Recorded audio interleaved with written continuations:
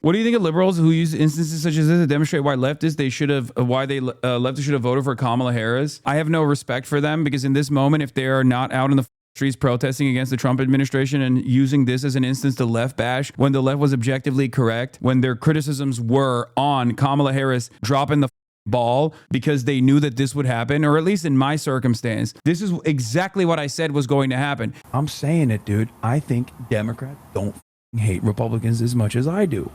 Okay? They love saying, oh, I guess you want to vote for Trump then. But like, dude, you don't hate Republicans. You want them in your party. You desperately advocate for them to come to your party. You literally have them at your convention. You have them at your convention. You have them come and speak at your convention. You literally have their loyal soldiers come speak at your convention. The border guards, the cops. Like, you love them. You want to the Republicans. You want to hug the Republicans. You want to kiss the Republicans. You want to be Republican. You want to be Republican. You're just a fucking Republican. I hate Republicans. You don't. You want to and you want to suck them. Okay? So stop with this bullshit.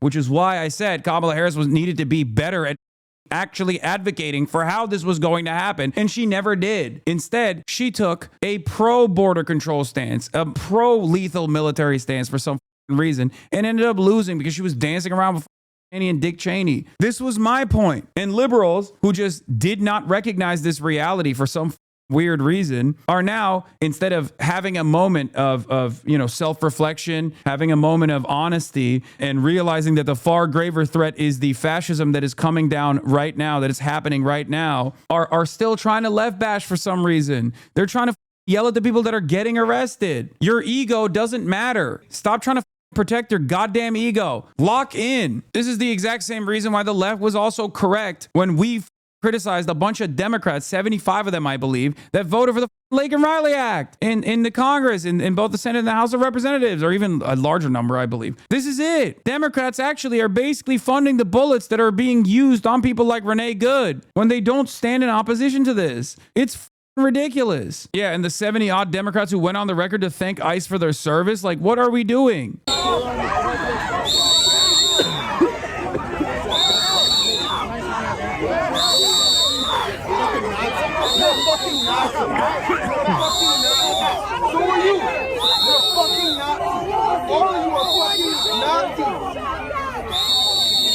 fuck do you think that happened? You're all fucking Nazis. You're a fucking Nazi. You don't care? You're a fucking Nazi. Pussy. Pussy. Yeah, pussy.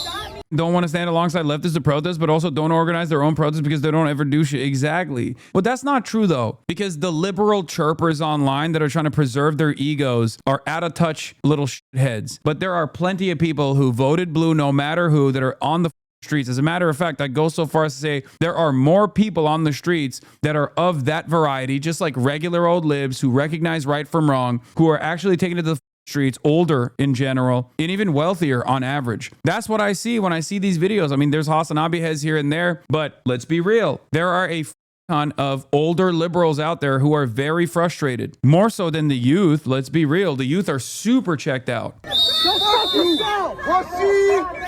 Pussy, I'm talking to you, bitch! You're a fucking Nazi! You're a fucking Nazi! Pussy! Another thing that's like totally up here is that the Democrats are not even capitalizing on this to win easy political points. Like, look at this. During the moment of silence, the Minnesota Timberwolves held before their game with the Cavs tonight. A fan yelled, "Go home ice," and everyone else started cheering. Understand something. This happened the night that Renee Good was shot and killed, right? By an ICE agent. If you want to understand how little the average person or even corporations give a shit about the administration's messaging on this, think about that. Okay. Oh, sorry. This is the day after. Think about that. The administration at this point have spent 24 hours calling Renee Good a domestic terrorist. So technically, if anybody actually took what the administration is saying seriously, what is going on here is doing a moment of silence for basically like ISIS, right? Like, we're talking about doing a moment of silence for a domestic terrorist. You realize that, right? Like, you understand that no one is actually taking what this administration is saying seriously. And this is yet a another indication of that, because clearly they tried to go along with this, like, this person is domestic terrorist narrative, and no one gave a shit. Even corporations don't give a shit. The people clearly don't give a shit. Like, this is like doing a moment of silence for Hamas. Please join us in a moment of silence.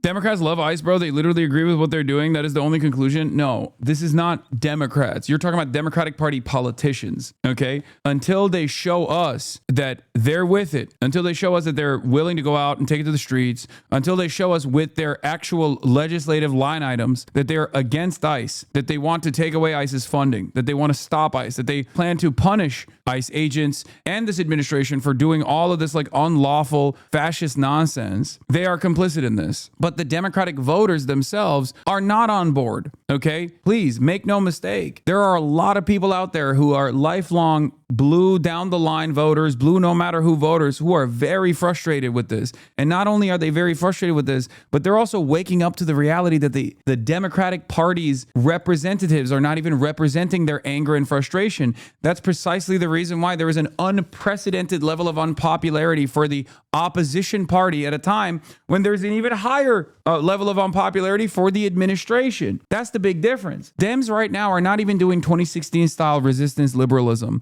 I do not know where they go from here, but it's crazy to me that they're not even trying to get ahead of the momentum that is building. I said this earlier. Look, I said, I'm going to say it one more time. The liberals are waking up while the Dems are being weirdly timid here. No organizing, no party funds. It's the midterms too. I know I shit on the Dems a lot, but this is a totally new level of incompetence. Not even 2016 resistance liberalism. It's crazy. And I low key, I think AOC is also not doing enough. And the only people that are aesthetically doing things is like Gavin Newsom, for example. Gavin Newsom knows what time it is. He obviously is not going to be the change, right? He is going to be just as ridiculous, just as ineffective as, like, you know, a Kamala Harris presidency would. He's basically just going to be the guy who siphons all of those voters who want some sort of change, right? He's going to siphon all of that angst and animosity that people feel towards the current administration. And his job is to just like mog people, right? That's basically all he's doing. He is not going to represent a serious change. He is not on board with any sort of significant change. He's not showing us that he's on board with any significant change. He's just simply doing like posts on Twitter. And what's really frustrating about this is that you either are going to get people who funnel into Gavin Newsom because at least he's the only one that's like, you know, seemingly fighting back through posts, or they're just not going to have anything at all. Like, that's the two options that we have in the Dem leadership and the future of the party right now. Is the Bernie-crats not actually really stressing the importance of the moment, not actually coming out and swinging and saying like, hey, this is illegal. We will punish these people. You need to remember that you are not going to be in power forever. And when you are out of power, we will arrest you. We will prosecute you. That's what AOC should be saying right now. If she wants to be the new leader of the party, she should be out there organizing. She should be out there going to Minneapolis. There should be demonstrations. There should be protests. And yes, once again, don't let liberals try to do revisionism on Kamala Harris and the Democrat Party. This is how they campaigned against Donald Trump. Kamala Harris has spent decades fighting violent crime. As a border state prosecutor, she took on drug cartels and jailed gang members for smuggling weapons and drugs across the border. As vice president, she backed the toughest border control bill in decades. And as president, she will hire thousands more border agents and crack down on fentanyl and human trafficking. Fixing the border is tough. So is Kamala Harris. I'm Kamala Harris, and I approve this message. Here's the thing, like, we need a Jean-Luc Mélenchon. That's it. We need a Mélenchon. If there was a Mélenchon-style Democrat right now, they would be cleaning the goddamn table. If there was a fighter who wasn't just like doing posts, okay, who wasn't just like aesthetically posturing against the administration like Gavin Newsom, but actually putting their body on the line. And the closest we have to that, unfortunately to admit here, is Ro Khanna, literally. Like the closest we have to that is Ro Khanna right now, which is crazy to say. You know, I've had plenty of criticisms for the guy, but he is doing something. We have Ro Khanna, we have Van Hollen, but as far as like ambitions for higher office, someone who has the capacity to do so, AOC would be that person. AOC could be that person, and she's not being that person right now. Like, you will bring up people like, you know, Dr. Abdul El Sayed or Kat Abu Ghazaleh, flag. Like, yes, Summer Lee, but these are not people that have ambitions for higher office or the capacity to potentially win higher office right now, right? Rashida Tlaib, Ilhan Omar, they're doing their best in the positions that they're in. AOC, on the other hand, has like national prominence. That's why I'm keep stressing that. We're talking about someone with a national platform. Biden and Obama increased ICE funding, and Kamala Harris ran on being tougher on the border than Trump. If we're going to get change, we can't lie about the Democratic Party's complicity. It's true. Lol, you dickbags weren't even concerned about ICE under Biden. You R-worded is so funny to say to fucking Mike from PA. Abel, the Jamaican, says, I like you, Hassan, but not gonna lie, cringe every time you think the Dems are gonna do something or even care about Americans. It's genuinely so cringe. You're a lib. Brother, we have no other options right now. You understand that, right? I'm trying to do anything I can for self-preservation, you know? Okay? There's a goddamn hemorrhaging wound here, and I'm trying to apply medical gauze, and you're like, why are you doing it, dude? Just bleed out and die. You know that, right? You understand that. Like, I'm not saying the Democratic Party is going to be our savior or anything. Make no mistake. But what options do we have? We have no options. There's nothing else. Well, I'm trying to work with the things that we have at our disposal, or what we're supposed to.